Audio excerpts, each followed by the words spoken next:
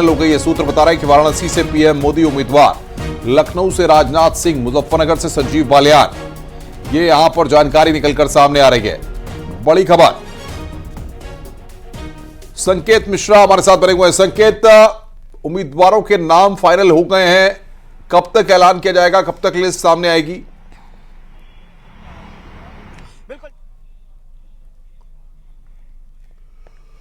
संकेत के पास चलेंगे, लेकिन उससे पहले अनूप गुप्ता इस वक्त बातचीत करने के लिए हमारे साथ जुड़ गए हैं। अनूप, उत्तर प्रदेश के कितनी सीटों के नामों को फाइनलाइज कर दिया गया है और कौन कौन सी वो सीट हैं?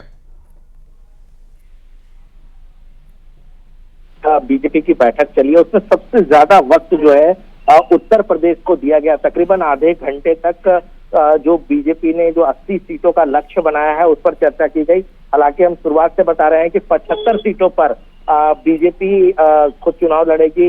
इसके अलावा 5 सीटें जो है वो अपने सहयोगी पार्टनर को देने वाली है। जहां तक सीटों की अगर हम बात करें तो इस बार बहुत बड़ी तब्दीली होने वाला है। सूत्र बता रहे हैं कि तकरीबन 30% से ज्यादा जो मौजूदा सांसद हैं उनके टिकट कटेंगे, लेकिन कुछ वरिष्ठ नेता हैं जो कद्दावर नेता है अपने क्षेत्र के, उनको जो टिकट है वो दिया जाएगा।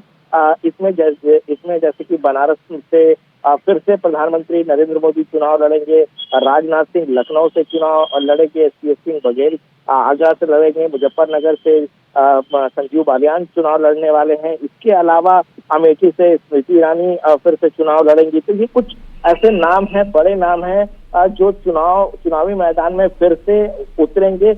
लेकिन बहुत सारी ऐसी सीटें हैं जिस पर बीजेपी जो है उत्तर प्रदेश में खासतौर पे अगर हम बात करें तो उस पर जो है वो उम्मीदवारों को बदलेगी और एक नए तरीके से एक नया और यंग फेस आपको देखने को मिल सकता है इन चुनाव में। जी, उत्तराखंड की अगर बात करें अनूप, तो उत्तराखंड में भी 5 लोकसभा की सीटें हैं, वहां पर भी बताया जा रहा है कि कुछ परिवर्तन देखने को मिल सकता है।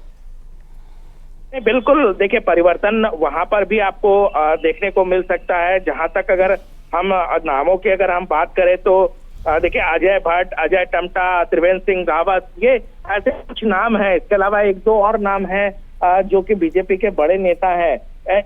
इनको जो है वो बीजेपी वहां से उम्मीदवार के तौर पर उतार सकती है। देखिए ये सारे नाम तो पहले से बड़े नेता के तौर पर जाने जाते हैं, तो ये लगातार कोशिश की जा रही है। देखिए उत्तराखंड में चूंकि पिछले लोकसभा चुनाव में भी सभी की सभी सीटें बीजेपी के खाते में गई थी, तो बीजेपी को ये लग रहा है कि इस बार भी बीजेपी अगर वहां पे अच्छे से चुनाव लड़ती है तो ये सारी मतलब क्लीन स्वीप उत्तराखंड में होगी।